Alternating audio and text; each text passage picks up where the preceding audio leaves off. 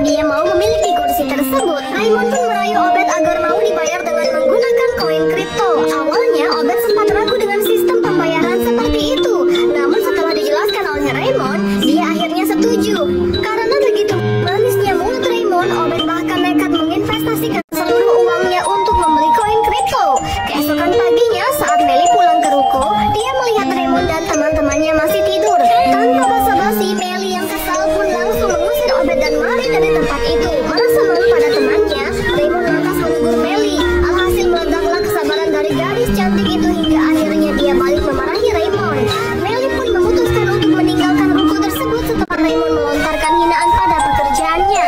Daripada stres, malam itu Melly memilih untuk tetap bekerja dan menerima panggilan pijat dari Dave. Berhubung Dave ini adalah tipikal orang yang enak diajak ngobrol, Melly pun jadi tidak sungkan